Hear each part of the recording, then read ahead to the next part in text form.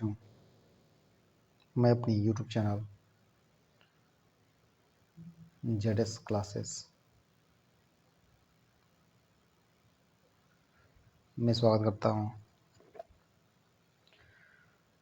मैं class 10th का भूगोल चैप्टर फर्स्ट लेके उपस्थित हूँ, जिसको हम लोग जो है शॉर्ट नोट्स के रूप में देखेंगे और बहुत ही महत्वपूर्ण क्वेश्चंस होंगे जो आपके बोर्ड एग्जाम्स के लिए महत्वपूर्ण होंगे। तो चलिए स्टार्ट करते हैं। ये जो चैप्टर है इसका नाम है भारत और भारत में संसाधन एवं उसका उपयोग। और संसाधन क्या होती है, तो मानव जीवन में उपयोग आने वाली सभी वस्तुएं जिससे मनुष्य की क्या होती है आवश्यकताएं पूरी हो सकती है, या उसके उपयोग में जितनी भी वस्तुएं आती हैं वो सब क्या होती है संसाधन कहलाती है। यदि बात कर ले तो वो पेड़ पौधे हो सकते हैं, जल हो सकते हैं, पर्वत पहाड़ हो सकते हैं, इंसान हो सकता है, साइकिल है, बस है, जितने भी यातायात के साधन है वो सब क्या हो सकते हैं संसाधन हो सकते हैं। यदि बात कर ले हम यहाँ पे संसाधन के, तो संसाधन जो है संसाधन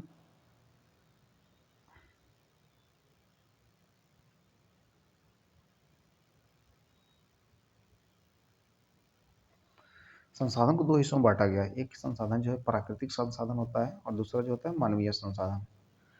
प्राकृतिक संसाधन को भी दो हिस्सों में बांट दिया गया। एक जो है रिन्यूएबल एंड नॉन रिन्यूएबल, नवीकरणीय और अनवीकरणीय। उसके बाद जो है नवीकरणीय के अंतर्गत देखा जाता है तो ये होते हैं, एक होता है सतत, एक होता है बायोलॉजिकल, मतलब जैविक होता है। तो सतत जैसे क्या होगा, लगातार उसके अंदर नवीकरणीय में क्या होता है लगातार जो होती है ऊर्जाएं बनती रहती हैं। तो ये पवन ऊर्जा जैसा जल है, सौर ऊर्जा है। उसके बाद जो जैव के अंतर्गत जो होते हैं प्राकृतिक वनस्पति आते हैं और वन्य जीव आते हैं। अनवीकरणीय जो होता है, अनवीकरणीय में आता है एक पुनः चक्रीय और एक होता है अचक्रीय। जैसे जीवाश्म ईंधन, जैसे धातु जो होती है वो क्या होती है चक्रीय होती है, उसको फिर से जो होता है अपना चक्रण करके रिसाइकल करके बनाया जा सकता है। लेकिन अचक्रीय क्या होता है, जीवाश्म ईंधन वो जो होता है रिसाइकल नहीं होती है, एक बार जो है समाप्त हो गई तो फिर उसको हम नहीं प्राप्त कर सकते हैं। दूसरा जो होता है मानवीय के अंतर्गत आते हैं। तो मानवीय के अंतर्गत जो होते हैं कुछ जो संसाधन होते हैं जो व्यक्तिगत होते हैं और कुछ जो होते हैं सार्वजनिक होते हैं जो पब्लिकली होते हैं, तो वो सामितिक बेस पे होते हैं। उसके बाद राष्ट्रीय स्तर पे होता है और इंटरनेशनल स्तर पे भी होता है। यदि बात करें सार्वजनिक स्तर के आधार पर, तो सार्वजनिक स्तर पे तट से लगभग 200 किलोमीटर क्षेत्र तक, तट से 200 किलोमीटर क्षेत्र तक आर्थिक अपवर्जक क्षेत्र कहलाता है। ठीक है ना, ये होता है पब्लिकली सार्वजनिक।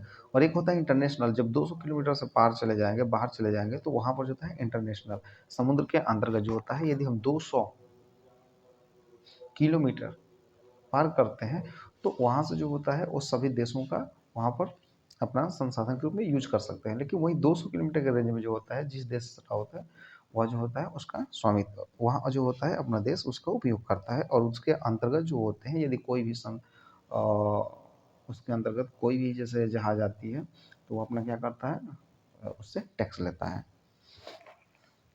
तो संसाधन दो प्रकार का, प्राकृतिक मानवीय। प्राकृतिक भी दो प्रकार के, नवीकरणीय और अनवीकरणीय। नवीकरणीय में भी एक होता है कंटिन्यूटी, एक होता है बायोलॉजिकली जैविक। उसके बाद जैविक में क्या होता है प्राकृतिक वनस्पत होता है और वन्य जीव होते हैं, वन्य जीव के अंतर्गत देखा गया। फिर जो है अनवीकरणीय जो होता है इसमें दो हिस्से होते हैं, पुनःचक्रीय और अचक्रीय होते हैं। अब देखते हैं संसाधन नियोजन क्या है। संसाधन नियोजन जैसे परिवार नियोजन होता है वैसे ही क्या है हमारा संसाधन नियोजन है। संसाधन नियोजन का मतलब होता है कि संरक्षण की बात कर रहे हैं तो संसाधनों को क्या करना, विवेकपूर्ण उपयोग, संसाधन नियोजन कहलाता है। अब क्या होता है संसाधन नियोजन को हम ऐसे समझ सकते हैं कि जैसे मान लीजिए कि हमारे पास साधन क्या है, जैसे बिजली का साधन है तो बिजली से हमें क्या होती है ऊर्जा मिलती है। हमें क्या मिलती है ऊर्जा मिलती है। पंखे हवा में पंखे चलाते हैं, फ्रिज कूलर, ये सारी चीज़ें जो होती हैं हम यूज करते हैं। लेकिन उसका क्या करना विवेकपूर्ण यूज करना, मतलब समय के साथ उपयोग करना। जैसे मान के चलिए कि यदि हम जो है इन संसाधनों का उपयोग जो है, जैसे पूरे दिन लाइट को जलाकर छोड़ देते हैं या पूरे दिन फ्रिज को चलाकर छोड़ दें, पंखे को चला देकर छोड़ दें, मतलब इंसान रहे या ना रहे, तो ये सब क्या होगा, नियोजन नहीं होगा। बल्कि नियोजन में क्या होगा, कहने का मतलब क्या है कि जो है हम उसका सदुपयोग करें। सतत विकास के लिए संसाधनों का संरक्षण बहुत ही आवश्यक है। यदि लगातार हम चाहते हैं कि वह चीज़ें बनी रहे, तो उसका संरक्षण क्या होना चाहिए, बहुत ही ज़रूरी चीज़ है। एक आता है सतत विकास। अब सतत विकास की बात कर लेंगे तो सतत मतलब होता है लगातार। देखिए, भविष्य की पीढ़ी को ध्यान में रख करके जो भविष्य की पीढ़ी में भविष्य की पीढ़ी को क्या करना है, ध्यान में रख करके वर्तमान में संसाधनों का उपयोग करना, कि आने वाली जो पीढ़ी है तो उसके लिए भी क्या किया जाए, संरक्षित किया जाए।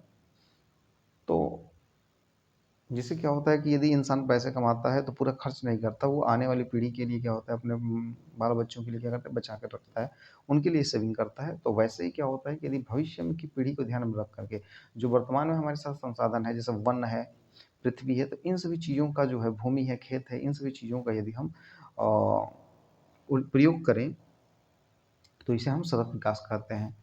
पर्यावरण दिवस जो होता है, ये प्रत्येक वर्ष मनाया जाता है 5 जून को पर्यावरण दिवस मनाया जाता है। उसके बाद जो है नवीकरणीय संसाधन के अंतर्गत देखा जाए तो नवीकरणीय संसाधन जो होते हैं, हम पहले बात करते हैं नवीकरणीय संसाधन की।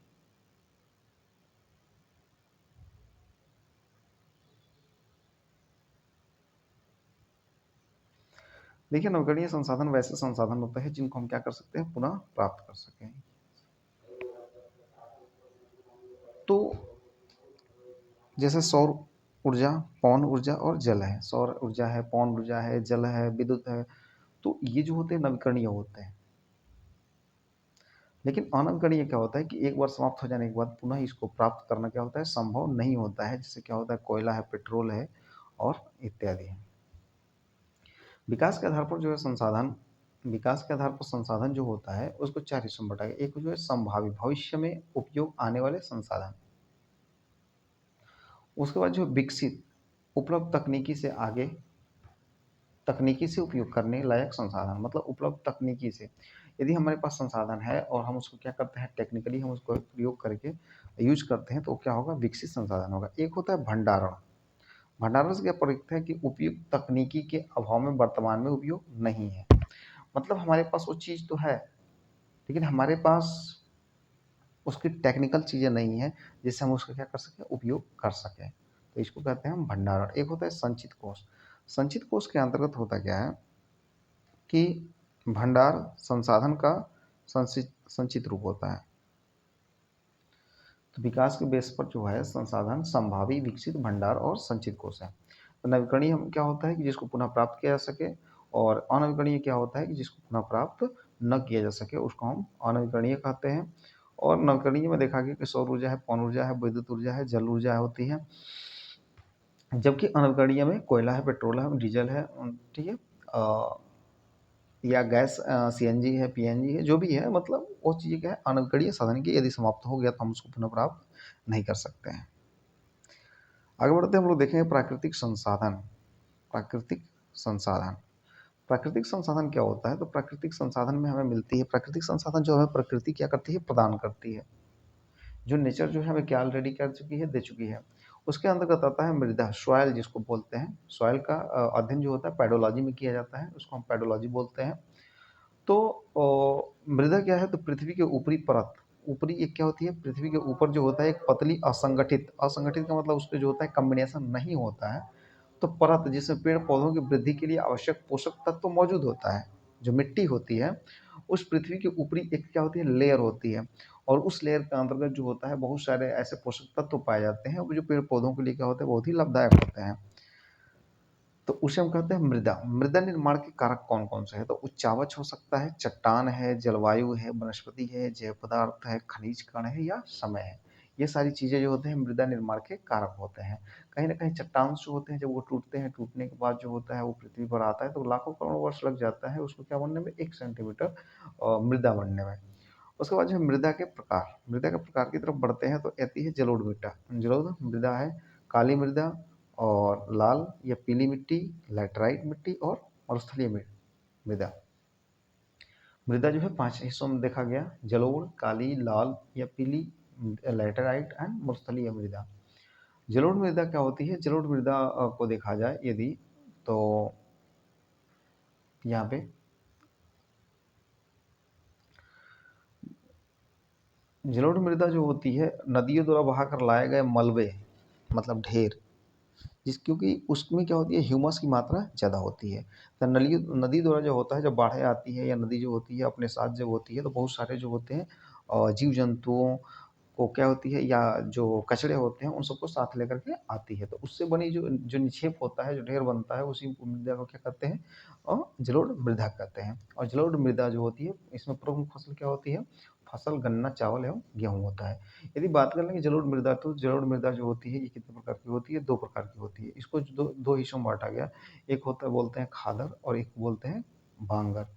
बांगर, खादर और बांगर। चूँकि बांगर क्या होती है, तो ये पुरानी मिट्टी होती है, तो इससे बांगर को हम पुरानी मिट्टी भी कहते हैं। क्या कहते हैं? पुरानी मिट्टी भी कहते हैं, और उतना ये उपजाऊ नहीं होती है खादर की तुलना में। खादर क्या होता है? तो ये नदियों द्वारा लाया गया क्या होता है? नई मिट्टी होती है। इसको हम नई मिट्टी के नाम से कह सकते हैं। और ये नई मिट्टी क्या होती है? खादर होती है, और इसके अंतर्गत जो होती है फर्टाइल वाली बहुत ज़्यादा होती है। और साथ ही साथ जो होता है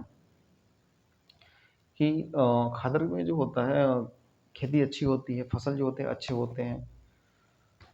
तो इसे हम कहते हैं खादर और बांगर के नाम से जानते हैं। तो जलोढ़ मृदा जो होती है 2 प्रकार की होती है। जलोढ़ मृदा जो पाई जाती है वो गंगा, जमुना और जो होती है ब्रह्मपुत्र वाले क्षेत्रों में पाई जाती है। ब्रह्मपुत्र वाले पूरे क्षेत्रों में जो होती है, और तटीय क्षेत्रों में जो होती है, इसको देखने को मिलता है, जलोढ़ मृदा को देखने को मिलता है। उसके बाद हम देखते हैं यहाँ पे काली मृदा। और काली मृदा क्या होती है? तो काली मृदा को कपाशीय मृदा के नाम से जानते हैं। और इस मिट्टी का निर्माण जो होता है दक्कन पठारी प्रदेश में बेसाल्ट चट्टानों से होता है। जैसे महाराष्ट्र वाला हिस्सा हो गया, मध्य प्रदेश का हिस्सा हो गया, तो इन क्षेत्रों में जो होता है काली मिट्टी पाई जाती है, क्योंकि यहाँ बेसाल्ट चट्टान पाए जाते हैं। और उनके टूटने से जो होती है, ये क्या बनती है? काली मृदा बनती है। काली मृदा का नाम दूसरा जो है क्या होता है? रेंगुर कहते हैं। क्या होता है? रेंगुर। रेंगुर कहते हैं। और इसमें सबसे अधिक जो खेती होती है कपास की खेती होती है, इसलिए हम क्या कहते हैं? कपासीय मिट्टी के नाम से जानते हैं। रेंगुर जो होती है, रेंगुर कहने का मतलब क्या होता है कि इसमें जो खेती करना बहुत ही आसान होता है, कि यदि एक बार जो होती है बस बारिश की बूंदें छिड़काव हो जाती है, तो ये मिट्टी गीली हो जाती है और इसमें फसल कर बो सकते हैं। लेकिन क्या होता है कि यदि इसमें नमी की मात्रा बहुत कम देखने को मिलती है, क्योंकि इसमें बहुत सारी क्या होती है? दरारें देखने को मिल जाती है। दरार तुरंत जो होता है पड़ जाता है। तो काली मृदा का सबसे महत्वपूर्ण क्वेश्चन बनता है कि काली मृदा को और किस नाम से जानते हैं? तो कपाशीय मिट्टी के नाम से जानते हैं, या इसको रेंगुर के नाम से जानते हैं। और दूसरी बात क्या होती है कि इसमें खेती किसकी होती है? तो कपास की खेती ज़्यादा होने के कारण इसे कपाशीय मिट्टी कहते हैं। उसके बाद एक आती है लाल एवं पीली मृदा। लाल एवं पीली मृदा क्या होती है? तो इस मृदा का विकास आग्नेय चट्टान से हुआ है। सबसे महत्वपूर्ण क्वेश्चन देखने को मिला कि आग्नेय चट्टान से होता है। आग्नेय चट्टान किससे बनता है? तो क्या होता है कि जब वोल्केनो जो होता है फटता है, और फटने के बाद जो उससे निकलने वाला जो मैग्मा होता है, जब पृथ्वी पर आता है, तो उसे हम क्या बोलते हैं? लावा बोलते हैं। और वह लावा जो होता है जब ठंडा होता है, तो उसी कौन सी चट्टान बनती है? तो उस चट्टान बनती है आग्नेय चट्टान। तो आग्नेय चट्टान से क्या होता है? लाल या पीली मृदा बनती है। और ये कम वर्षा वाले क्षेत्रों में होती है। वह कम वर्षा वाले क्षेत्रों में होती है, क्योंकि ये इसमें पानी जब मिलता है, पानी की मात्रा मिलते ही ये क्या होती है? पीली पीली हो जाती है। नेक्स्ट देखें यदि हम लोग लैटराइट मृदा क्या होती है? देखिए, लैटेराइट मृदा। लैटेराइट मृदा, इस मृदा का विकास जो होता है उच्च तापमान, ज़्यादा हाई हाई टेम्परेचर एंड जो होता है अत्यधिक वर्षा वाले क्षेत्रों में होता है। अत्यधिक वर्षा वाला की बात कर लें तो क्या होता है? मानसीरम मेघालय जो होता है, या मेघालय हो गया, या थोड़ा सा उड़ीसा वाला हिस्सा हो गया, तो इन सभी क्षेत्रों में जो होती है लैटेराइट मृदा देखने को मिलती है। अब कुछ तटीय क्षेत्र हो गए, तो तटीय क्षेत्रों में जो होती है काजू की खेती होती है। तटीय क्षेत्र जैसे उड़ीसा हो गया, आंध्र प्रदेश हो गया, तमिलनाडु हो गया, तो इन सभी क्षेत्रों में लैटेराइट मृदा पाई जाती है। और जो होता है यदि जैसे असम हो गया, तो असम हो गया, या हम कह सकते हैं वो पश्चिम बंगाल हो गया, तो वहाँ पे जो मिट्टी पाई जाती है वो लैटेराइट मृदा होती है। केरला हो गया, तो इसमें सॉरी, तो यहाँ पे जो होती है पहाड़ी क्षेत्रों में जो होती है चाय एवं कहवा की खेती होती है, कॉफ़ी की खेती होती है। जबकि लैटेराइट मृदा जो है तटीय क्षेत्रों में, केरल हो गया, आंध्र प्रदेश तो हो गया, तो यहाँ पर जो होती है काजू की खेती बहुत ज़्यादा होती है। तो काजू की खेती किस प्रकार की मिट्टी में होती है? तो वो होती है लैटेराइट मिट्टी मिट्टी में। उसके बाद है मरुस्थलीय मिट्टी। मरुस्थलीय मिट्टी क्या होती है? इस मृदा का विकास जो होता है लंबी शुष्क ऋतु, अल्प वर्षा, ह्यूमस, बलुई मिट्टी वाले क्षेत्रों में होता है। विस्तार कहाँ से, तो राजस्थान, पश्चिम हरियाणा एवं उत्तरी गुजरात में होता है। मरुस्थलीय मृदा जिसमें क्या होती है, नमी की कमी पाई जाती है। भूमि उपयोग की बात कर ले तो भूमि उपयोग जो होता है, कृषि में लगी भूमि जो है लगभग 48% है, और बंजर भूमि जो है कितना है, 24%। वन के क्षेत्र में जो है 23% है, और चारागाह के लिए जो उपयोग की जाती है मिट्टी वह है आपका लगभग 2 से 2.5%। अब जो कृषि में लगी हुई जो मिट्टी है वो जो है लगभग 48%, मैदानी बंजर भूमि जो है 24%, वन जो है 23.5%, और चारागाह।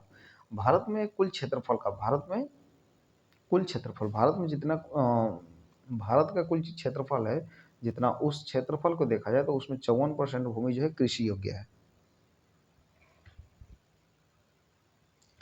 उसका बाद भूक्षरण क्या होता है, भूक्षरण भूक्षण की बात करें तो मृदा को अपने साथ स्थान से विविध क्रियाओं द्वारा, मृदा जो होती है कि यदि बात कर लेंगे, मृदा जो है, मिट्टी जो है, वह किसी प्रक्रिया के द्वारा, जिस प्रक्रिया के द्वारा एक स्थान से दूसरे स्थान तक क्या होती है, ट्रांसफर हो जाती है, चली जाती है, तो उसको हम कहते हैं भूक्षरण। जैसे मृदा का अपने स्थान से विभिन्न क्रियाओं के द्वारा, वो क्रियाएं कौन कौन सी होती है, जल हो सकता है, पवन हो सकता है, हिमानी हो सकता है, या तो इसको हम कहते हैं स्थानांतरण हो जाएगा तो इसको कहेंगे कौन सा, भूक्षरण। जैसे होता क्या है, कभी कभी बरसात के मौसम में, जैसे मान लीजिए कि कोई व्यक्ति है और अपने दरवाजे पर क्या कर दिया, बालू को गिरवा दिया, तो बारिश जब आती है, तो बारिश जब होती है तो उसको क्या करती है, बहा करके किसी को पड़ोसी के दरवाजे तक पहुंचा दी। तो ये हो गया जल के द्वारा। उसके बाद पवन है, हवा क्या होता है, तो मिट्टी देखते हैं कि जब मिट्टी जो होती है, कोई वस्तु जो रखी गई है और उसको उड़ा करके हवा क्या कर दी, एक स्थान से दूसरे स्थान तक लेकर चली गई, तो इसको बोलते हैं भूक्षरण। एक आता है भू संरक्षण। भू संरक्षण क्या होती है, तो भू संरक्षण कहते हैं मिट्टी का रख रखाव, मिट्टी को बचाव। तो मिट्टी को बचाव कैसे कर सकते हैं, तो मिट्टी का कटाव तथा उसकी उत्पादकता को बचाना तथा रोकने की क्रिया को हम क्या कहते हैं, भूक्षरण कहते हैं। तो भू संरक्षण कहते हैं। भू संरक्षण का उपाय क्या है, तो भू संरक्षण का उपाय आपके पास यही है कि समुच्च जुताई होनी चाहिए, समुच्च जुताई होनी चाहिए, और ये पर्वतीय क्षेत्रों में होता है। दूसरी बात क्या होती है कि पट्टिका कृषि होती है। पट्टिका कृषि कहाँ होती है, तो मैदानी क्षेत्रों में होती है। पट्टी मतलब क्या, कहने का मतलब क्या है कि बीच में यदि खाद खेत है तो बीच में क्या होता है, घास लगा दिए जाते हैं, और घासों के साथ साथ क्या होता है कि उसके अंतर्गत जो होते हैं उसके अंतर्गत जो होता है मेढक होता है। अब मेढक की उत्पादन का, क्योंकि मेढक जो होते हैं जिस फसल के अंतर्गत ये देखा जाए, जिस खेत में क्या होते हैं मेढक हो जाते हैं, तो वो फसल को क्या करते हैं, धीरे धीरे खाना शुरू करते हैं, तो फसल को बर्बाद करते हैं। तो फसल को रोकने के लिए मेढक की प्रजनन क्षमता को रोकने के लिए एंड्रीज नामक जो होता है केमिकल का उपयोग किया जाता है। और इस केमिकल के माध्यम से जो होता है खेती में देखने को ये मिलता है कि फसलों को बचाया जा सकता है। उसके बाद आता है हमारा क्या, वनारोपण। वनारोपण, यदि भू संरक्षण को बताना है तो ज़्यादा से ज़्यादा हमें क्या लगाने होंगे, पेड़ लगाने होंगे। जिससे पेड़ लगाने से क्या होती है, पेड़ की जो जड़ें होती हैं वो मिट्टी को पूरी तरीके से जकड़े रखती है, और जकड़ने से कारण क्या होता है कि भूमि का संरक्षण बना रहता है। उसके बाद क्या होता है, फसल चक्रण। फसल चक्रण से ये तात्पर्य है कि खेत को कभी खाली ना छोड़ना। उसमें क्या होता है, रबी रबी खरीफ जायद, ये सारी फसलें जो है लगातार चलाते रहते हैं, बोते रहते हैं। तो फसल चक्रण जब रहेगा तो उसके अंतर्गत भूमि जब खाली नहीं रहेगी तो भूमि का संरक्षण होता रहेगा। और जिस भूमि खाली रहेगी तो उसमें क्या घटनाएं देखने को मिलेगी कि भूमि खाली होने की वजह से जो है ये इसका क्षरण होगा। अब हम बात करते हैं जल संसाधन की। जल संसाधन पे चलते हैं, तो जल संसाधन क्या है, देखिए जल संसाधन की बात कर लेंगे तो जल संसाधन विश्व के कुल जल का 97% जो हिस्सा है वो कहाँ है, महासागर में है, महासागरीय जल है। अब यह जल कैसा होता है, महासागर के जल कैसा होता है, खारा होता है, क्योंकि इसकी डेंसिटी क्या होती है, कम होती है, खारा जो होता है। यह लवणीय जल है। मात्र 2.5% की बात करें तो 2.5% ही जो मिट्टी है वो सॉरी, जो जल है वो मृदु है, मतलब मीठा है, पीने योग्य है, और लवणीय है, उसमें नमक की मात्रा नहीं है।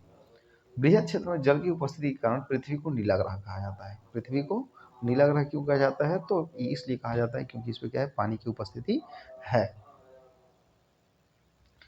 तो हमने देखा कि जल संसाधन वह संसाधन जिसके जो हमें क्या करता है, जल के माध्यम से जो हमें संसाधन या साधन उपलब्ध होती है उसको जल संसाधन के नाम से जानते हैं। और जल, महासागरीय जल जो है लगभग 97.5 97% जो है ये जल है सागर के, लेकिन उसमें से पीने योग्य जो है केवल 2.5% ही जल है। जल संसाधन यदि बात कर लेंगे तो जल संसाधन को देखिए यहाँ पे जल संसाधन को दो हिस्सों में बांटा गया है। एक है भूपृष्ठीय जल मतलब भूमि की सतह पर, और एक होता है भूमिगत जल भूमि के अंदर। तो भूपृष्ठीय जल कौन कौन सा है, इसमें आता है नदी है, तालाब है, पोखर है, झील है, ठीक है, नहर है। ये क्या है, भूपृष्ठीय मतलब भूमि की सतह पर। एक होता है भूमिगत जल जो हम हैंडपाइप के माध्यम से निकालते हैं, समरसेबल के माध्यम से निकालते हैं, ट्यूबवेल के माध्यम से निकालते हैं, तो वह होता है भूमिगत जल मतलब भूमि के अंदर से जो जल निकालते हैं उसको भूमिगत जल कहते हैं। अब जो है जल के विभिन्न उपयोग क्या है, जल के विविध उपयोग जैसे बाढ़ नियंत्रण, मृदा अपरदन पर रोक,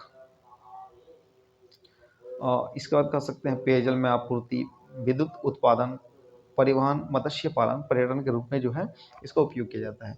बहुउद्देशीय परियोजना ऐसा प्रोजेक्ट जो क्या होता है मल्टीपल उद्देश्य रखता हो, उसका जो है मल्टीपल टारगेट हो। तो जल के विभिन्न उपयोगों की दृष्टि से बनाई गई परियोजना को, जल का उपयोग अन्य तरीकों से हो सके, उसको हम क्या कहते हैं, बहुउद्देशीय परियोजना कहते हैं। और इसे नदी घाटी परियोजना के नाम से भी जाना जाता है। जो बहुत से उद्देश्यों को लेकर के जो योजना जो प्रोजेक्ट पर कार्य किया जाता है उसे ही हम कहते हैं बहुउद्देशीय परियोजना। और बहुउद्देशीय परियोजना इसे नदी घाटी परियोजना के नाम से भी जाना जाता है। दूसरी बात क्या होती है कि बहुउद्देशीय परियोजना का मुख्य उद्देश्य क्या है, सिंचाई है। मुख्य उद्देश्य क्या है, सिंचाई करना, विद्युत उत्पादन, पीने का जल आपूर्ति और पर्यटन एवं मत्स्य को क्या करना है, बढ़ावा देना। तो इसलिए जो होती है क्योंकि जो परियोजनाएं बनाई जाती है, जो प्रोजेक्ट बनाई जाती है, तो बहुत सारे पर्पज के साथ साथ जो है बनाई जाती है। बहुउद्देशीय परियोजना के लिए नदियों पर बनाए गए बांधों को पंडित जवाहरलाल नेहरू ने आधुनिक भारत का मंदिर कहा था। देखिए एक क्वेश्चन यहाँ मिलता है कि आधुनिक भारत का मंदिर किसने कहा था नदियों और प्रोजेक्ट को, तो वो कहते हैं पंडित जवाहरलाल नेहरू। उन्होंने कहा कि जो है आने वाले समय में हमें इनसे सारे क्या होंगे, लाभ होंगे। जैसे नदी हो गई, नहर होंगे, तालाब झील होंगे, तो उनसे क्या होती है, खेतों की सिंचाई की जाती है। उसमें जो होते हैं हम जो बड़ी नदियाँ हैं, तो उसमें क्या होता है कि व्यापार के संसाधन भी क्या होते हैं उससे उपलब्ध हो जाते हैं। तो इसको हम कहते हैं क्या है, बहुउद्देशीय परियोजना। एक आता है जल संकट। जल संकट क्या होता है, तो जल संकट को देखा जाए तो जल संकट जो होती है, जल की अनुपलब्धता जल संकट कहलाता है। जल की अनुपलब्धता को क्या कहते हैं, जल संकट कहते हैं। बिहार एवं पश्चिम बंगाल के कुछ हिस्सों के जल के अति दोहन से आर्सेनिक तथा राजस्थान एवं महाराष्ट्र में फ्लोराइड की मात्रा में वृद्धि हुई। यदि जब जल का दोहन होता है, जल का हम क्या करते हैं, बहुत ज़्यादा उपयोग करते हैं, जल में कमी आ जाती है, तो उससे क्या होता है कि वहाँ पे उसमें अनेक जो होते हैं मात्राएं या तत्व उत्पन्न हो जाते हैं। जैसे आर्सेनिक हो गया राजस्थान या महाराष्ट्र में, क्या हो गया फ्लोराइड। अब फ्लोराइड वाला जल पीने से क्या होता है कि दांतें पीले होने लगते हैं। आर्सेनिक या होता है या तो इन सारी चीज़ों से जो होता है पीलापन ज़्यादा होने लगता है। जल संरक्षण एवं प्रबंधन के उद्देश्य देखा जाए, जल संरक्षण एवं प्रबंधन का उद्देश्य क्या है, मैनेजमेंट और वाटर सेविंग का ये टारगेट क्या है, उद्देश्य क्या रखा गया है, तो जल की उपलब्धता बनाए रखना। सबसे बड़ी चीज़ क्या है कि हम लोग चाहते हैं कि भविष्य में भी जल की उपलब्धता बनी रहे, क्योंकि भारत में इतना जल होने के बावजूद भी देखते हैं कि जल जो है पाउच में बिकने लगा है, जल जो है आपको बॉटल में आने लगा है। तो कहीं न कहीं हम जल की उपलब्धता को बनाए रखें, तो इससे क्या होगा, जल संरक्षण होगा। जल को प्रदूषित होने से क्या करें, बचाएँ। इसलिए जो जल को प्रदूषित होने से बचाने के लिए क्या है, गंगा प्रोजेक्ट योजना चलाई गई थी कि गंगा की साफ-सफाई की जाए, जिससे क्या होता है पानी स्वच्छ रखा जाए और उसको यूज़ में लाया जा सके। दूसरी जो है कि प्रदूषित जल को स्वच्छ एवं पुनर्चक्र करना। प्रदूषित जो जल है उसका क्या करना है, उपयोग करना है। अब एक देखते हैं वाटर शेड मैनेजमेंट। जल संरक्षण के लिए हम कैसे करेंगे, तो जल संभर प्रबंधन या वाटर शेड की बात कर रहा है। तो जल प्रवाह या जल जमाव का उद्यान, वाटर शेड मैनेजमेंट क्या होता है, तो ये होता है जल का प्रवाह और जल जमाव का उद्यान, कृषि वानिकी जल कृषि उद्यान में उपयोग जल संभर प्रवाह कहलाता है।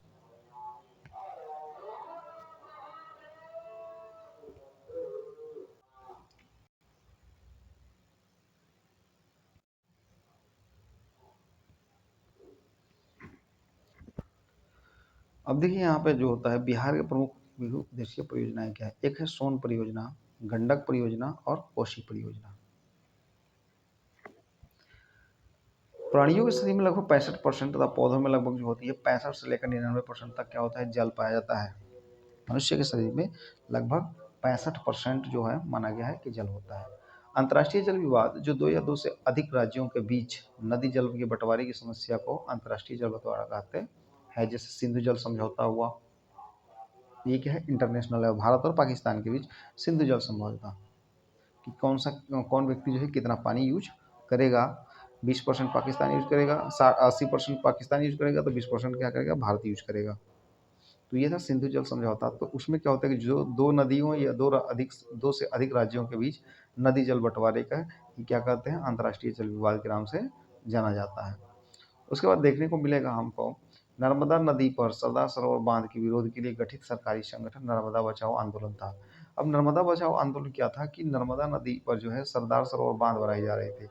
तो सरदार सरोवर जो बांध बनाई जा रही थी तो उससे ये हुआ कि यदि बांध बन जाएगा तो हमें क्या होगी, बहुत सारे हानि होगी। तो इसके लिए जो है वहाँ के लोगों ने क्या किया, इसका विरोध किया।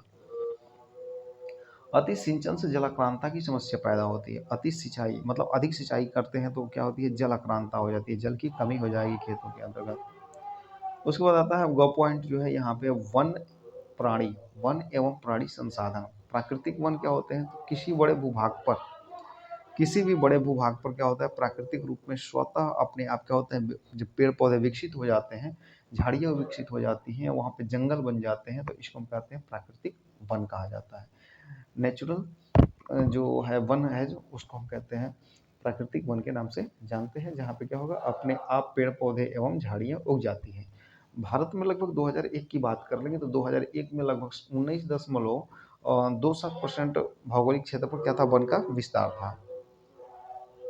उसके बाद वन के प्रकार की बात करें तो वन के प्रकार जो देखा जाए तो वन के प्रकार में आता है क्या, तो आपको देखने को मिलेगा कि वन के प्रकार में सबसे बड़ी चीज़ क्या है कि प्रशासकीय वृष्टि।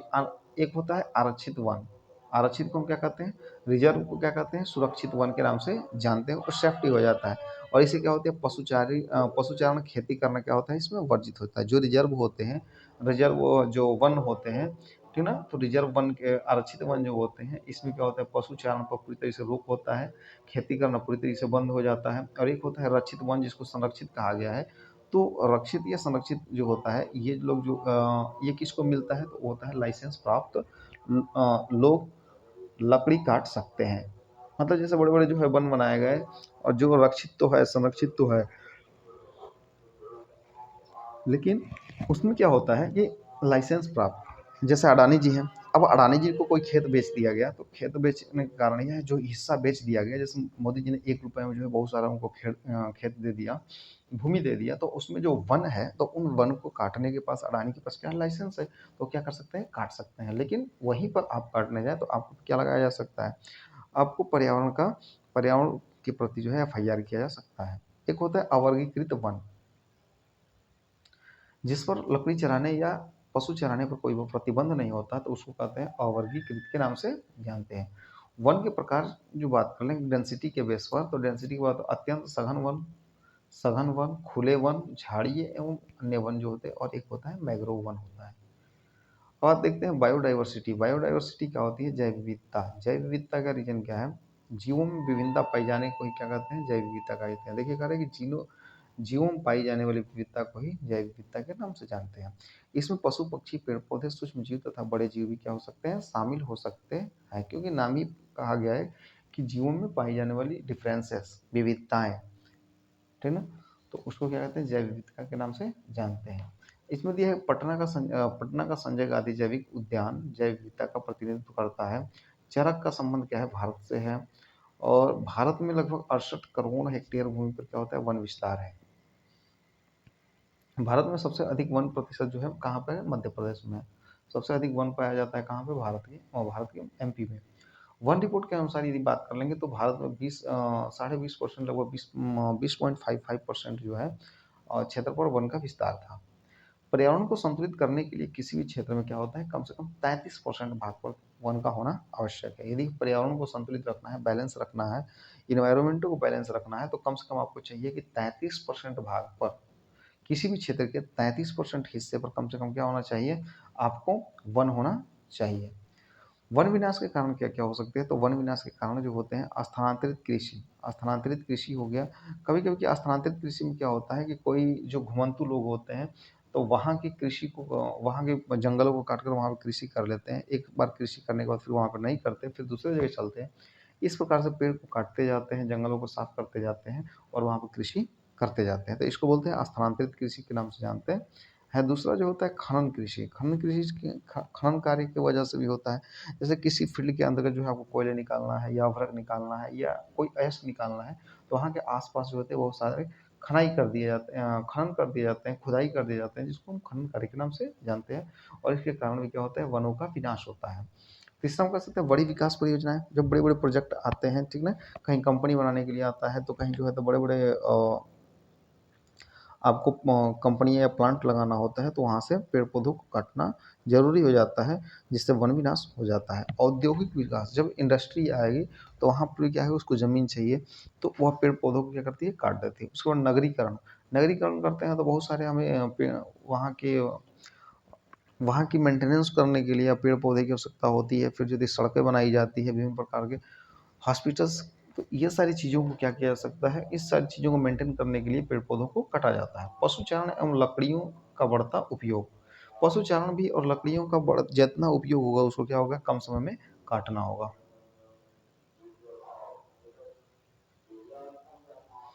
वन एवं वन संरक्षण, वन एवं वन जीवों की वृद्धि के लिए वन संरक्षण क्या है, आवश्यक है।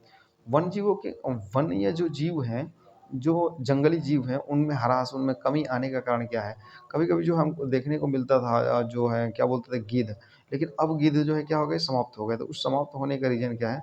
मैना था या गौरैया थी, तो ये सारे पक्षी जो होते हैं नहीं दिखाई देते हैं, बहुत कम दिखाई देते हैं। तो इनका कारण क्या है? देखिए, प्राकृतिक आवास, जो नेचुरल आवास है, जो नेचुरल उनका घर है, जंगल है, पेड़-पौधे हैं, उनको क्या करना? अतिक्रमण कर देना। मतलब जब हम जंगली जीवों में क्या होता है कि जो जंगली जीव हैं, उन्हीं जीवों के पास जाकर रहने लगेंगे, तो कहीं न कहीं वो जंगली जीव क्या होंगे? दूसरी तरफ भाग कर के जाएँगे। प्रदूषण की समस्या है, वन विनाश और आर्थिक लाभ हेतु अवैध शिकार। इन सारी चीज़ों से क्या होता है? वन्य जीवों का ह्रास होता है, कमी आती है, प्राकृतिक आवास पर क्या कर लिए? अतिक्रमण कर लिए हैं, प्रदूषण का समस्या हो गई या वन जीवों का वन विनाश हो गया। कुछ महत्वपूर्ण बात कर लेंगे तो देखिए यहाँ पे जो होता है कैंसर रोग के उपचार में हिमालयन यव नामक पौधे उपयोगी होते हैं। हिमालय पे क्या पाई जाती है? यव नामक पौधा पाया जाता है और उस पौधे से जो होती है कैंसर रोग का उपचार किया जाता है, इलाज किया जाता है। अब आता है चिपको आंदोलन। चिपको आंदोलन क्या था? तो यह आंदोलन जो था राजा जो था अपने सैनिकों से कहा अपने कि जाइए आप जो है जंगलों को काट करके लाइए। तो वहाँ के लोग जो थे वो जंगलों से उनको क्या था? बहुत ज़्यादा प्रेम था। तो उत्तराखंड के पर्वतीय जिला, उत्तराखंड में एक पर्वतीय जिला था टिहरी गढ़वाल। कौन-सा? टिहरी गढ़वाल। अब टिहरी गढ़वाल में वन को काटने से बचाने के लिए वहाँ की जो जनजातियाँ थी, तो उन जनजातियों को क्या किया गया कि उन जनजातियों ने पेड़ से चिपक कर के चलाया आंदोलन। मतलब पेड़ से चिपक गए और उन्होंने कहा कि यदि आप पेड़ को काटना चाहते हैं तो सबसे पहले किसको काटना होगा? हमको काटना होगा, ठीक ना? और हमको काटेंगे तो यही क्या था? चिपको आंदोलन कहा। चिपको आंदोलन मतलब चिपक गए किससे? पेड़ से चिपक गए और ये कहाँ हुआ था? उत्तराखंड के टिहरी गढ़वाल में हुआ था।